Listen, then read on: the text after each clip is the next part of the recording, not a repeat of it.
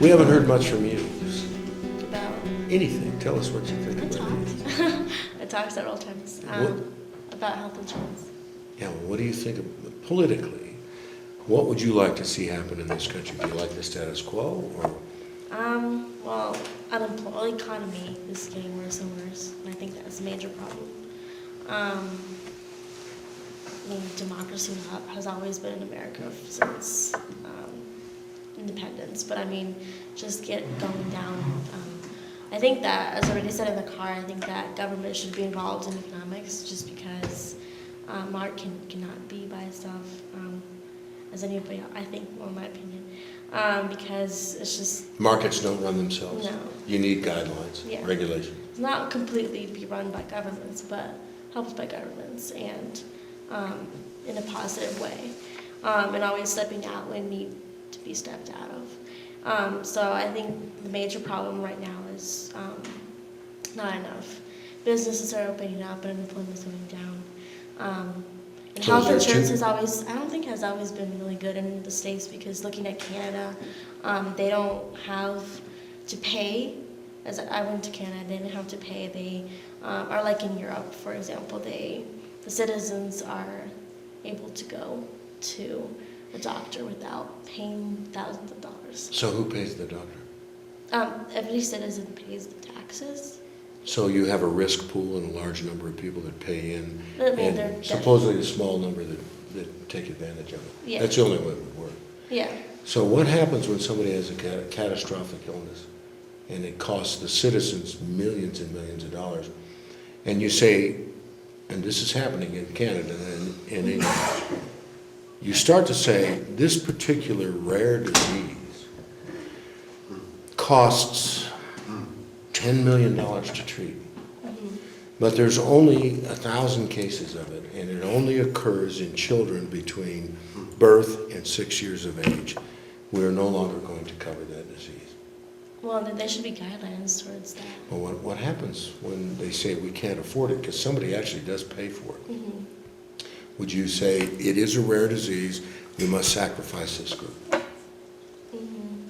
I don't know. I think maybe just increasing the taxes to every citizen, Okay. as happens all the time. Now, you just made the point about unemployment.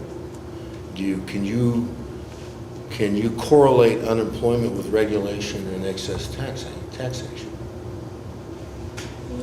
I don't think well, in my opinion, taxation isn't a problem anymore. No. So how much tax are you willing to pay when you go to work as a professional in the international realm once you graduate? How much would you be willing to pay? I'm not sure about that. You should think about that. I would say no. I mean, everybody has responsibilities, so it's just like, I can't just say, oh, I'm not going to Would you pay $50 hours. 60% of your wages to taxes? No? Half?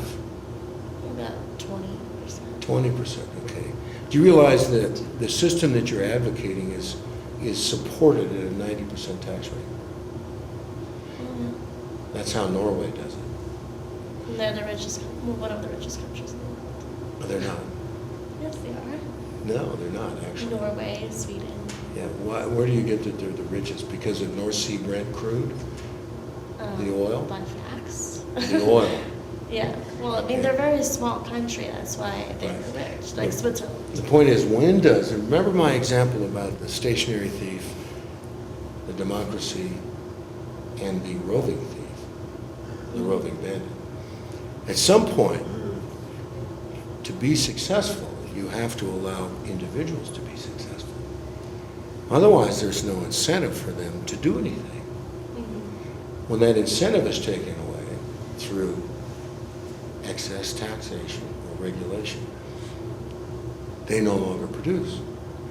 Then who pays the doctor in the healthcare scheme? And if we have the child that we're willing to set aside because they're too expensive, at what point do we start saying, once you get to be 68 years old and you come down with the following diseases, we're going to make you comfortable and allow you to expire. Now, that seems rather easy until it's your father or your mother or your baby. when you could have decided to put together a risk pool of people that, and we have all this genetics that would say, you have a genetic preponderance for this disease, would you like to buy insurance for it? The odds are this. Yes, but our insurance scheme precludes us from entering into those risk pools by penalty. So now you can't insure against it, and you cannot unless you go to a black market and have millions of dollars buy the drug. And you say, why is the drug so expensive? It takes $300 million to get a drug through the FDA. Why? Because of tort reform. So we're not fundamentally getting down to any of the issues that deal with liberty and what we must say about what we all do together. We segment it and say, I'm not going to be out of my house for 3 years. I don't really care. Until your mom's dying of something that nobody will insure her for. These are the things that we have to think about, because you're not wrong. It's just not the end of the game. So if you only go to the first quarter, you say, well, I've won. No, you got 3 quarters to go. It's a hard process. It is I'm not experienced at it, but you're going to. Yeah. I mean, I hope poor people get the opportunity to. Hope what? I hope poor people get the opportunity to cure themselves of a disease, if they have diabetes, or if they have a heart problem, not just die. Do you believe? Because they don't have health insurance. Do you believe poor people are relative, or there's actually poor people? They're actually poor. What would you call a poor person? In this country, or No, you said in this country. it depends. That's relative. Oh, that's relative. So yeah, see, it depends. So it's relative. Yeah. So you think everything should be equal based on where somebody lives. So you would say poverty in South America is different than poverty in the United States. Why?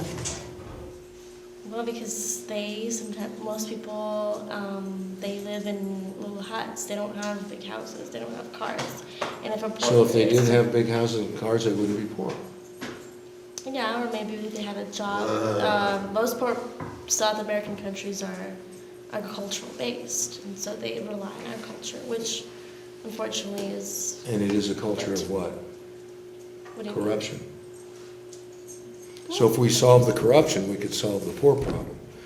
So when we're sending money to these It's not countries. just a problem of corruption. No, what is it? Poverty, and for example, in South America, just say in Mexico, it's corruption, it's drugs, and the fact that the immigrants that are here are sending remittances, and that's why the economy there is not growing. Because our immigrants are sending money home to them? I mean, they're trying to help, but unfortunately, they're not helping their country, and that's leading immigration here. in my Now, opinion. you know immigration is reversed from Mexico. It's negative now Yes, because of Why? the recession. because And the economy's no good control, here. more control. More control. The economy's no good here. So Well, there's still poor people coming here. if because- you live in Mexico and you want to get a loan on your house based on the equity in your home, what do you have to produce to get an equity loan in your home? In Ownership. Mexico? You have to prove ownership. Same thing in Egypt, the same thing all over the world. You got to prove ownership of the property, or you don't have any equity in the property. But- Do you realize that nobody can prove ownership in those countries? Yeah. So their capital is dead. So we put the International Monetary Fund and all these funds together to send money because we want to help people. It's I not would- really helping them. No, I would submit to you, that's the problem, the war on drugs. Should we have a war on drugs? In South America? No, across our own border. Yes. What does it do? Well, I mean, there's so many nodes in this kind of chain that it's like terrorism. It's very hard to control stuff like that because there can be nodes in Colombia, there can be nodes in Mexico, and they're all Suppose spread out. Suppose there's no profit in it.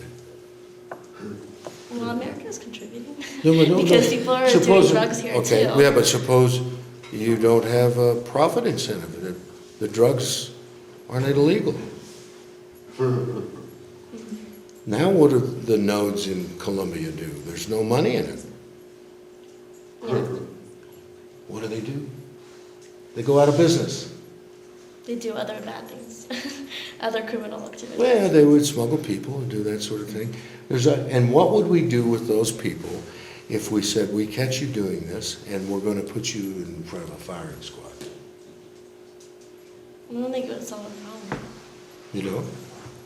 I bet if someone's going to shoot me for doing something, I'd quit it. Because the basic problem in drugs like drugs in Colombia and Mexico is poverty.